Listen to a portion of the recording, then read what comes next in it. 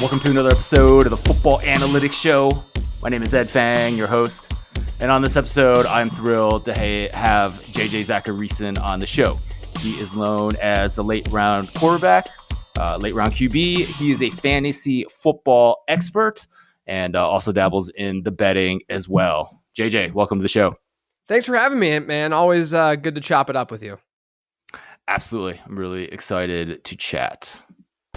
The Football Analytics Show is brought to you by the 60-minute guide to the 2024 football season, the ultimate betting and analytics preview. This is my guide that contains 2 deep dive stories that apply analytics to football betting.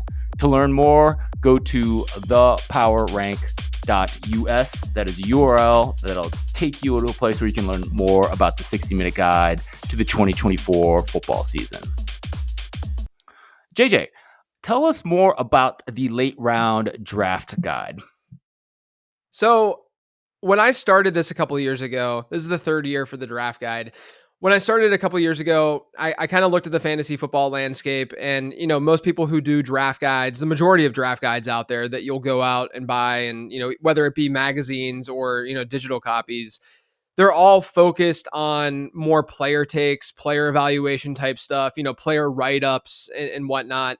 But that's not really how I play fantasy football per se. Of course, I'm looking at players to target, players to avoid, all that good stuff. But, I really care deeply about the game theory side of things.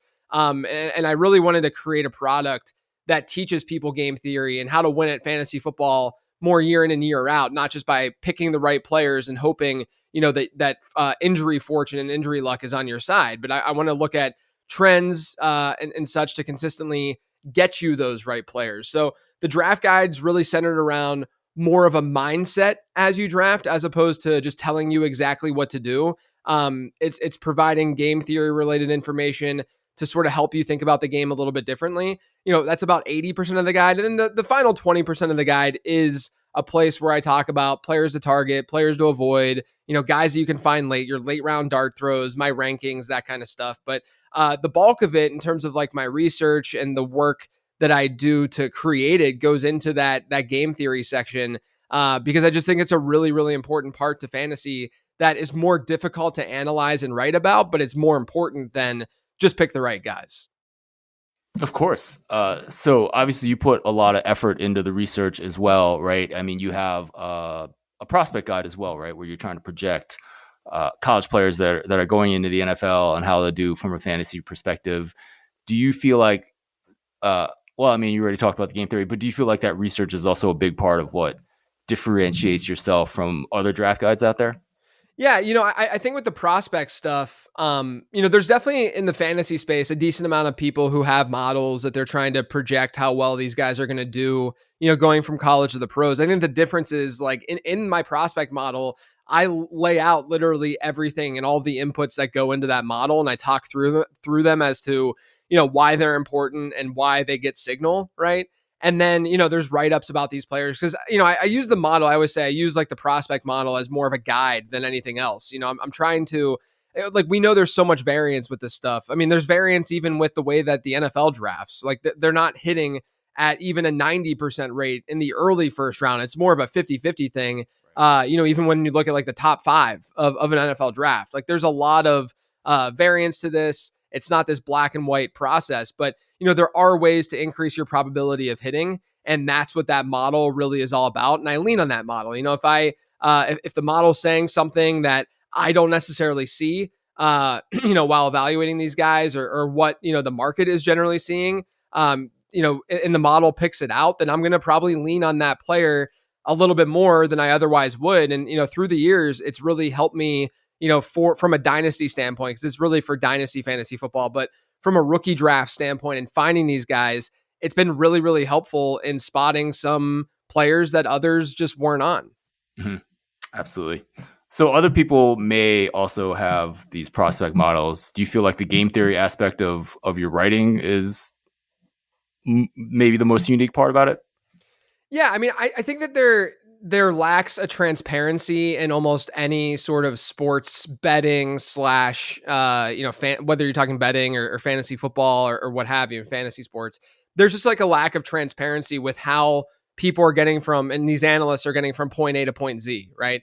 I mean, it's no different than when you would like take a math test in high school and your teacher would always say, don't just give me the answer. You got to show your work, right? You got to show me how you got to this final product. And that's what was graded, heavier than the actual answer that you were providing, because you needed to show that you understood the logic and the reasoning as to how to get there. Not only that, but when you understand the process and the logic and the backing of how you get to that answer, you're able to repeat that and understand where things might be going south within your own process to then fix that moving forward. I mean, I like the prospect model stuff. I'm changing things up within that model basically every single year, because we learn new stuff about different metrics. We learn some things about how the NFL is sort of transforming, and I just test new things.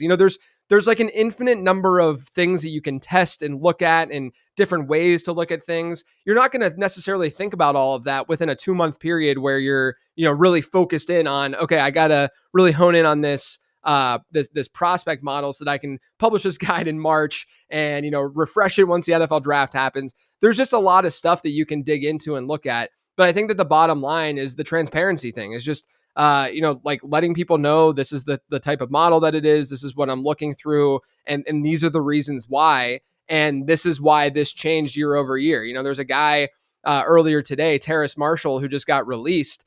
And he was someone that I liked as a prospect coming out. And I have, this was a few years ago. And I have a new iteration of the model because I've just been working on it. The old model, I actually subjectively kind of bumped him up just because I thought that I was going to be smarter than the model, and I wasn't. But then the new model actually likes him a lot less than what that model did. And so you just should be getting more and more accurate with more and more information. And again, just going back to it, transparency is everything. You're walking through it, you're learning with the readers and the listeners and stuff, and it's more of a collective effort. That's excellent. JJ, I was looking at this year's draft guide. I really enjoyed it. I found myself reading and on and on and on because it's entertaining and informational. Thank you. And then I was also looking back at last year's, and they're completely different. there's no like overlap. I didn't know if you like tried the same stories at the beginning. Do you start from scratch every year? Yeah, so this year I definitely did more from scratch than so this is my third iteration, like I said. So I started this whenever I went out on my own and started my own company with Late Round Fantasy Football. And year 1 to year 2, I'd say there was less of a jump from, in terms of differentiating versus year 2 to year 3. But even year 1 to year 2, I try to rewrite things and think of things differently and kind of format things a little differently. Like this year, I think the biggest jump with the analysis and change with the analysis was a lot of my work and the analysis was focused more on like the rounds that you would take certain running backs and wide receivers. So for instance, there's this concept in fantasy called the running back dead zone, where typically in this range of a 12-team league, it's usually round 3, in the middle of round 3 through round 6. The running backs that you're drafting have just historically been far, far inferior to the running backs in terms of the value gained versus the running backs that you'll get in round 7, 8, and 9. Right, or 7 and 8. And so because they're not giving you that big of an edge, there's not that much of a reason to get a running back in that running back dead zone in round 3, round 4, round 5 versus just waiting and getting a guy in round 7. The problem is these days there's a lot of different formats out there where average draft position is going to wildly fluctuate. Like if you play in a best ball league over on Underdog, you're going to see the RB12 get drafted in round 5 sometimes, whereas in your home league, you're going to see him get drafted in the middle of round 2. And so in order to make that analysis more applicable to every league, what I did was I just did all my analysis within the position. And turns out the running back dead zone still does exist to a decent degree when you only focus on running backs themselves and not the round that they're being taken in. And you're saying, okay, well, around RB 18 to that RB 25, 26 range, that's when things are really bad for running backs historically. That's kind of the dead zone. And here are the reasons why. So it's that kind of stuff that I'm trying to change year in and year out. And then, all the stories, like I want to freshen it up a little bit. I have to open things up with different stories. I have to, talk about these different concepts a little bit differently because, in my opinion, if people are going to support me and purchase something like this, I don't want them to just purchase the same thing year over year. I figure at least some of the jokes would be the same, right? But like, I don't feel like you even recycled that.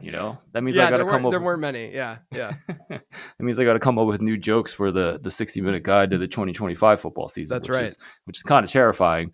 But awesome. I appreciate your giving a little look into your process. So JJ, my 13-year-old son is going to be getting into his first fantasy football draft, I think next week. What one piece of advice would you give a person like that getting into it for the first time? Yeah, so I think the canned fantasy football analyst answer is to know your league, know your settings, and all of that. But I'll take that a step further, because one of the biggest things that, or questions, I guess I would say, or concerns, not a complaint, it's more of a concern, that I'll get via email, or someone hitting me up on Twitter, is, are your rankings for PPR or standard or half PPR, right? So point per reception, half point per reception, or a standard league. And that's important to a degree, but it's often very, very, very exaggerated. So if you look historically at leagues, and just, obviously PPR is only going to affect running backs, wide receivers, and tight ends, not quarterbacks, unless you're doing crazy things like Lamar Jackson did last year and catching that pass and then running for a first down. Um, so it's obviously only going to impact, those three positions. And if you look at the postseason results of a certain season, and you look at how a player's rank changes within his position from one scoring setting to another, and you sort of use half PPR as your baseline, there's not that much fluctuation. Like, I'm talking like 80-85% of players are going to see, from half PPR to full PPR and from half PPR to a standard league, they're going to see their ranking stay within one or two spots, like 85 to 90% of the time. And so that's when looking at things in hindsight. When you're looking at things from a projection standpoint, as you know, Ed, things are a lot more sort of truncated and fixed towards the median. You're not working with these outliers and these crazy seasons where wild things are going to occur, which naturally will, but they're not projectable. And so what I always tell people is that when I'm looking at my running back and wide receiver rankings, and I look at the top 24, let's say, the ones that are most important for your fantasy draft, where you're a little bit more concerned with projections at that point in your draft, there's really not that big of a difference from a projection standpoint between half PPR to full PPR. It's just not something that you should be overly, concerned about. I mean, there's definitely going to be some players that, you can say, like an Alvin Kamara, who is going to have a lot of his fantasy value sort of be based on these dump offs and these really easy catches out of the backfield. Sure, like he might get a little bit of a jump from half PPR to full PPR, but generally speaking, the vast majority, like 99% of players, is just not that big of a deal from a projection standpoint. What matters a lot more is your lineup requirements. It's how many of each position are you actually starting. So I always tell people, my rankings are for one quarterback, two running back, three wide receiver, one flex, one tight end leagues. And that's, a lot of leagues are just two wide receivers, let's say. Well, if you go from a league with two wide receivers that you have to start every week to one with four wide receivers, you're doubling the demand for that position. So that position then becomes very, very important. So what I do in the draft guide is I always try to give like extreme hypotheticals, just so that the examples really, start to rings a bell in somebody's head, and gets them to understand, the light bulb goes off.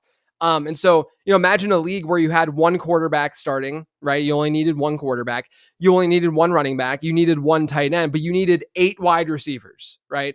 What does that tell you? It tells you that you need to draft a lot of wide receivers early and often, and you got to just keep going after them over and over and over again, just like any other normal market with supply and demand, right? And so that's the thing that you should be fixating on most, is that when you get a ranking sheet, a cheat sheet from the internet, make sure you know what that's formulated for. Make sure you understand that that's for a 2 running back, 2 wide receiver league, or a 2 running back, 3 wide receiver league. That matters a lot more than the scoring settings themselves. Interesting. So really, it is the game theory aspect of things, supply and demand, and the more demand there is for a position, whether that be running back or wide receiver, the earlier you have to draft those players. Yeah, and it seems so simple, and it is so simple. Like, it's a very, very simple it's one that I've been talking about for the last 12 years of my life, really. Like, this is where, I started writing things about the late round quarterback.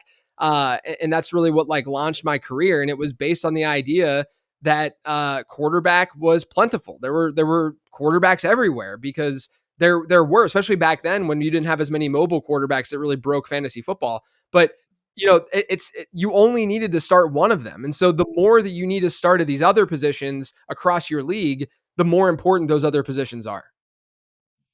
Excellent.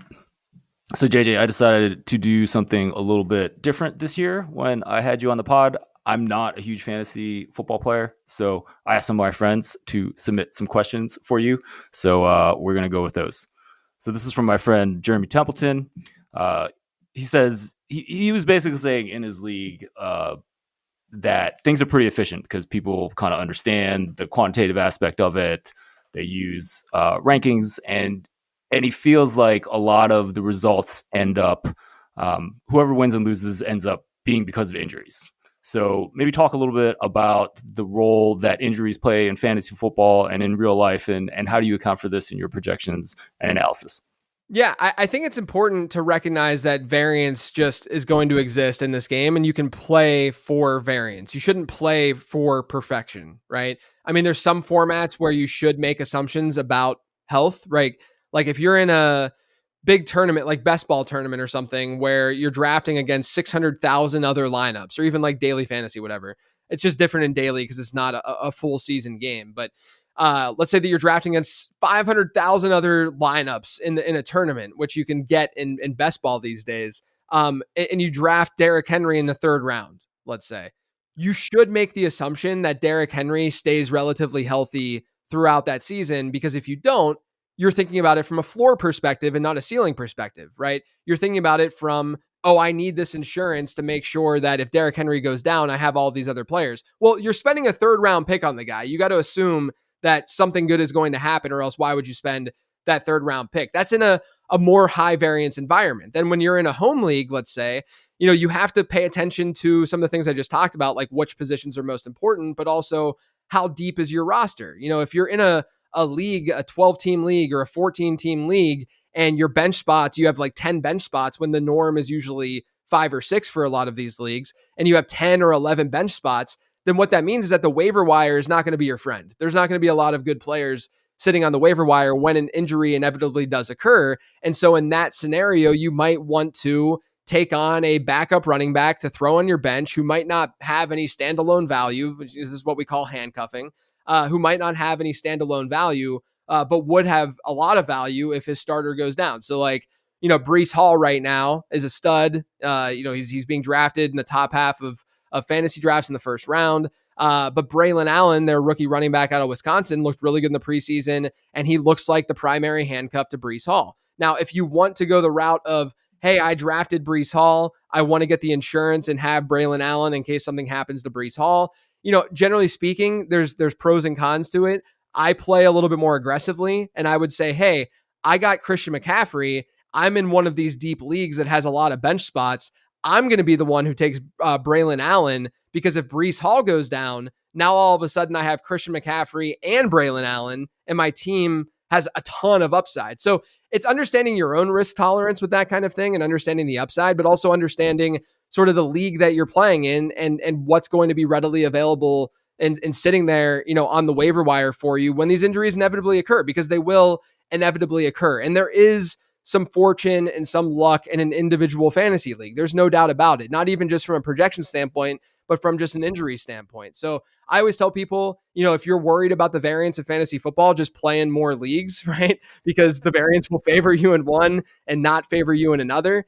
So that's one option and one way that you could approach it. And then when it comes to like projecting this stuff, there are a lot of smart doctors out there who are readily available that you can talk to, about certain injuries, about the risk of certain players and them, getting injured, throughout a season. And they're very like they're good at what they do. And it's very, very helpful in understanding that. But like from my perspective in projecting this stuff, again, it's just sort of these like fringe players where, yeah, we're going to have some concern. We're going to have some concern over Christian Watson and what's been going on with his hamstring, for the first couple of years of his NFL career. We're going to have concern about some of these players. But from like a projection standpoint, I'm only really worried about fantasy football with the projections. Like if I were, baking in injury to try to make a proper player prop bet, that's a little bit different because you're only worried Right. about that individual player and how Sure. that individual player is going to perform. But if all of the players are under the same understanding that they could miss some time from a projection standpoint, then they're all working from the same starting point. They all have the same sort of baseline of, you could assume health for the majority of them and then be able to say, okay, this guy's better than this guy's better than this guy, just based on the projections. But those are all the different factors that you should think about, when it comes to injury and sort of like playing into variance and playing into injury. Because I do think that it's not sort of a one size fits all answer. Yes, for sure. And I do really like the point that when you're playing fantasy football, you're drafting a whole team, right? And so that kind of smooths out your injury risk a little bit. Yeah. Because when I'm looking at season long player props, the specifics of an injury matter a lot more, right? So just one example, I was reading in your draft guide that you like Kyler Murray as a quarterback to get. A lot of that is his potential to generate points because of his rushing. I was looking at Kyler Murray and I really wanted to hit the under on his interceptions, whatever it was. I wanted to hit the over on his interceptions because he has been getting progressively worse at throwing interceptions in the way that I look at it. And then I looked at his last 3 seasons and I was like, this guy hasn't played a full season, in 4 years, right? And I believe if you have just gotten injured, you're more likely to get injured again, right? And so that obviously matters because your bet is based on one player, right? It's not like an entire team of fantasy football. Yeah, right. And when you're projecting these guys, if you like, let's look at the quarterback position. If there's not necessarily like one player, like a guy coming off an ACL, let's say, like for instance, Jonathan Brooks. Let's go to running back actually. You get Jonathan Brooks coming off this ACL. We don't know when he's going to start. Nick Chubb, we don't know when he's going to start. Obviously, from a projection standpoint, there's a lot more variance for those players, that are coming off an injury versus other players. But the other players, when you take off the guys at the edges, the other players likely have a pretty similar likelihood of getting hurt, right? And so you can make the assumption that, from a fantasy perspective, that they're just going to play every game this year because you're not going to a sports book and saying, hey, I got to place a bet on this player to go over or under this mark. And yes, injuries are going to play a role there.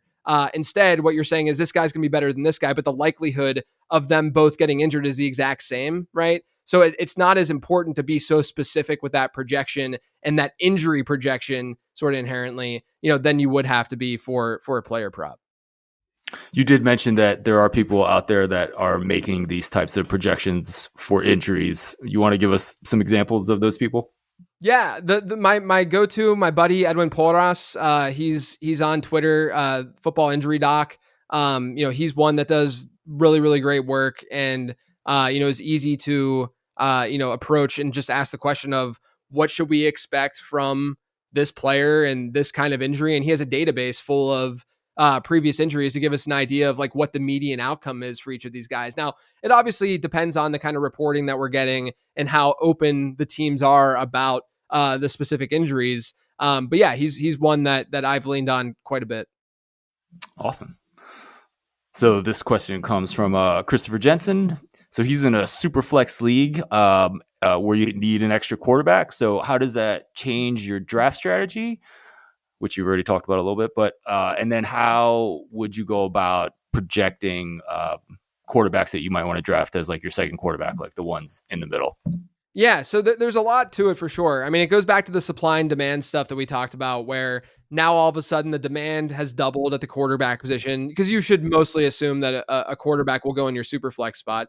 The demand doubles at the quarterback position, which then drives up the need for that player, right? And so those quarterbacks are going to go a lot earlier in your draft. Now, one super flex league to another is going to dramatically be different, and that's part of the issue in giving like direct advice about super flex leagues. What I always tell people is tier up your quarterbacks and this is the case for literally any position in any draft, but tier up your players, group players up that are sort of interchangeable in rank because we know there's variance and we know that there's natural up and downs with these projections that we're building and stuff and how we're forecasting.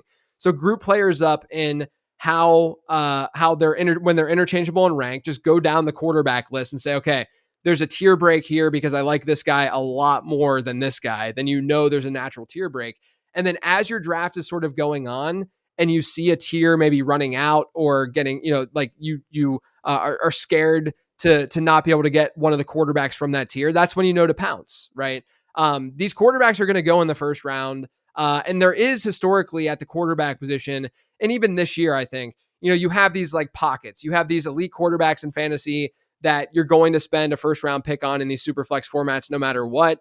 And then you get kind of these pocket passers. And once you get into this like pocket passer world where, maybe you could throw Dak Prescott in there to some degree, but definitely where like Brock Purdy is and Jared Goff and Tua Tagovailoa, once you get into that range, people are going to continue to reach for the quarterback position because the demand is so high.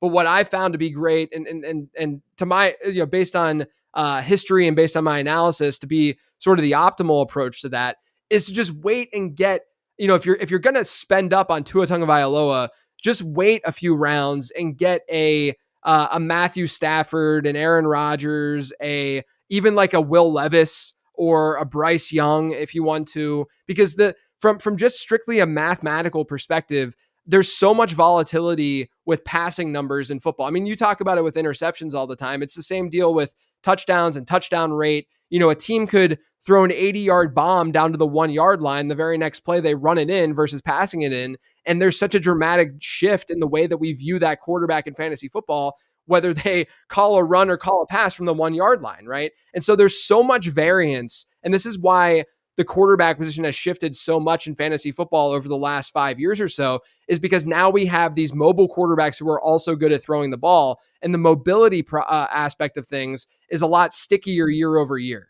Like if I were to ask you, who's going to rush for more yards this year, Lamar Jackson or Brock Purdy? You would say, well, of course, Lamar Jackson's going to rush for more yards. And I say, who's going to throw for more touchdowns, Lamar Jackson or Brock Purdy? You'd say, I don't know. I don't know which one's going to throw for more touchdowns. It could go either way. And that's because there's a lot of variance with throwing the ball. There's a lot of variance in terms of touchdown rate and touchdowns. And that's what's driving the pocket passers' fantasy value. So instead of reaching for a Jared Goff type, yes, of course, a guy like Goff could have a great season. Of course, Tua Tagovailoa could have a great season. But what if the variance hits for a guy like Stafford? What if it hits for Bryce Young in this new offense or Will Levis? Like from a ceiling perspective, this is going to sound crazy to a lot of people, but from a ceiling perspective and from a fantasy points scored perspective, there's not a massive difference between someone like Tua to someone like Will Levis. There's just not a big difference between those guys because neither guy, I mean, in fact, you could argue that Will Levis is going to bring more rushing production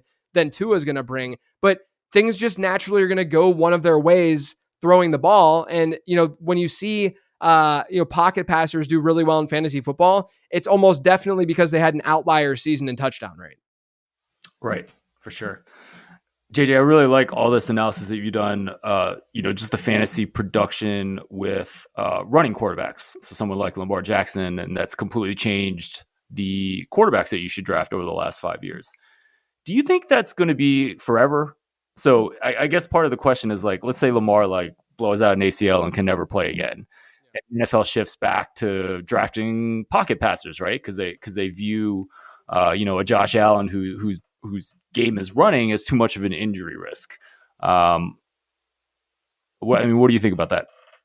I don't think it's going to change, at least in the short term. Like, I think that obviously the NFL has matched the college game schematically quite a bit over the last handful of years.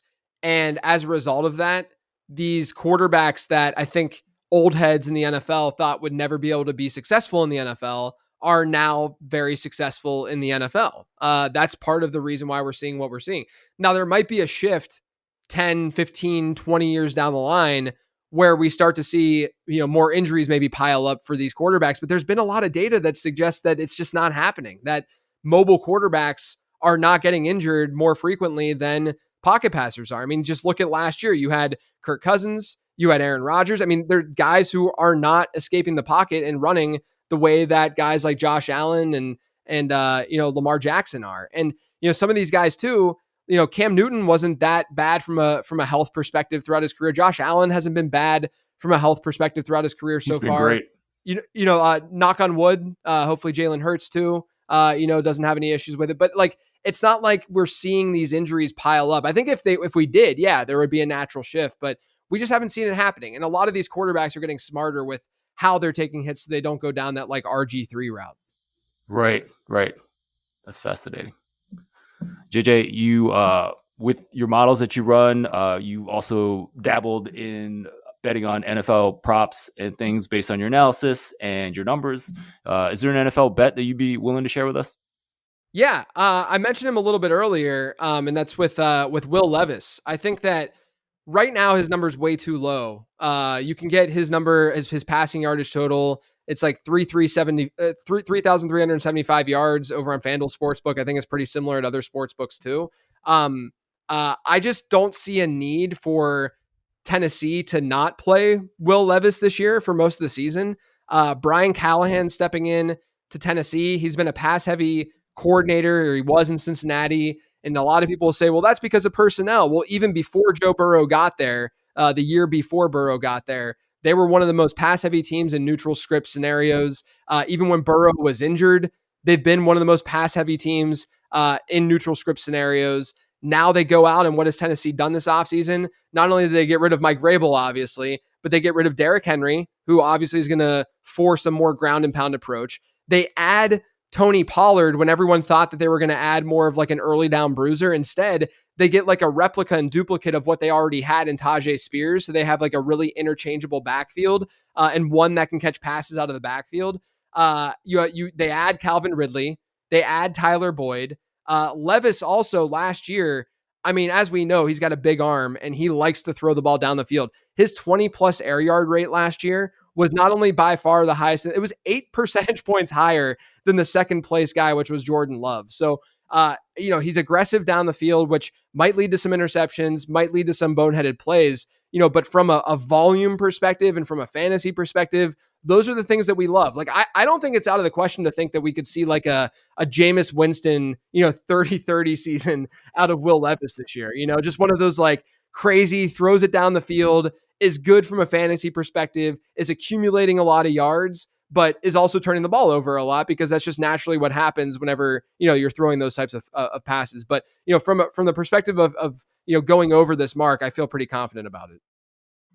I talked about Will Levis in the 60-minute guide to the 2024 football season, and I pointed out exactly what you just pointed out. I looked at 10 or more air yards, but it was by far the highest rate in the NFL. Like, it wasn't, I don't know what the extent was that he, I forget the percentage that he was greater than the next person, but it was a lot. And it's a surprising thing, right? Because he goes out there as a rookie.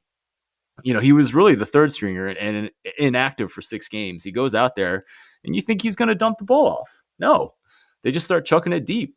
And, it was like the same thing with Joe Flacco as well. I actually had a bet that I lost because Joe Flacco came out and just started chucking the ball, which is, I think, just really strange behavior for your third string quarterback. Yeah. But this is what the NFL is doing, right? And, I honestly don't see any reason why he's not going to chuck the ball deep. And I mean, I think the only question about that Will Levis bet is like, if the picks come before the touchdowns, do you bench him for Mason Rudolph?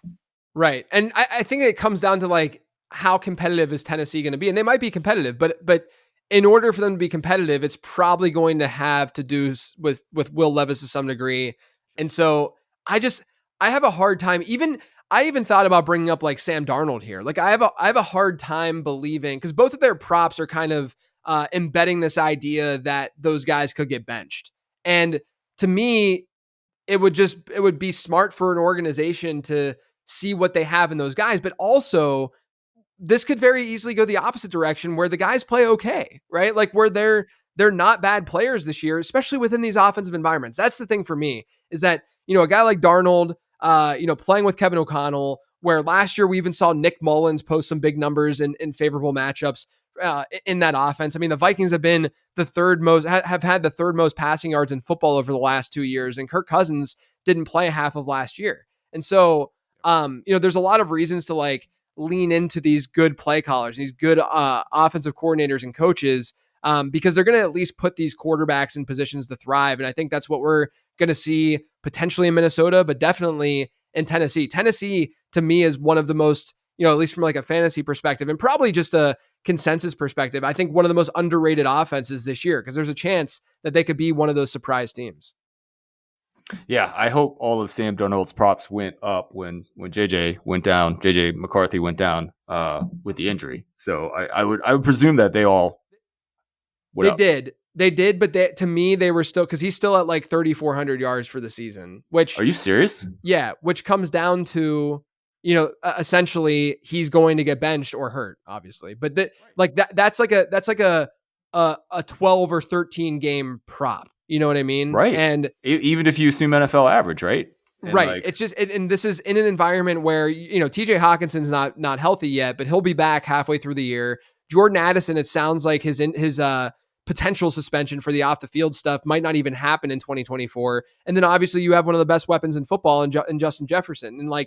And they add Aaron Jones, who's a pass catching specialist, Ty Chandler out of the backfield, another do it all back who's not really a bruiser, a grinder. Like, there's no reason to really believe that they're going to be a run heavy team, let alone game script. Like, this is a team that isn't projected to be very good. And so if they're in negative game scripts, they're going to throw the ball a lot more. And again, I think that these numbers are just making the assumption that these quarterbacks are going to be bad, because if they're bad, sure, these are proper lines if they are bad, because they'll probably only play 12 or 13 games this year. But if they're, aside from injury, but if they're not bad, then they're going to hit that mark pretty easily. So you would probably like Sam Darnold over 3,400 passing yards or whatever. I think both are excellent. I hate going overs because it's a little fishy. Of course. But both of them, though, it's screaming to me, because I lean on offensive environment quite a bit, for these quarterbacks in these situations like this. Awesome. JJ Zachariason, thank you so much for joining me in this incredibly busy time for you. Please let everyone know where they can get all your good work. Yeah, man. I appreciate you having me as always. All my stuff is over on lateround.com. You can check out the Late Round podcast on there. I have a Patreon if you're into fantasy football. And then the Late Round Draft Guide, which is, the thing that I really spent a lot of time on this summer. And hopefully after reading that, you'll look at fantasy football a little bit different. Absolutely. Tell us more about what people get with the Patreon. Yeah, so it's really my place for my rankings, like weekly rankings and stuff. I do Q&As with patrons. Even tonight, I'm doing a season-long draft where I'm streaming it. I'm walking through my thought process while making picks and stuff. And it's a real draft. Like, I'm going to be managing the team this year. So it's that kind of stuff. You get a Discord community. That's awesome. Like, I get breaking news items via the Discord before I see it on Twitter at this point. So it's just become a really great community, that's been built there. So you can get rankings, the Discord, live stream Q&As, and it's $5 a month for a lower tier and $10 a month for a higher tier. Awesome. That sounds perfect for the fantasy football hardcore person. Sure. And your social media profile? Yeah, at Late Round QB over on Twitter. Awesome. JJ, thanks again for your time. Thanks, man. Appreciate it. You've been listening to the Football Analytics Show. My name is Ed Fang, your host. Just a reminder, check out the 60-minute guide to the 2024 football season. It is my preview for the upcoming season based on 2 deep dive stories based on my analytics. Check that out at thepowerrank.us. Everything else is at thepowerrank.com. Thanks again for listening, and I will talk to you again next week.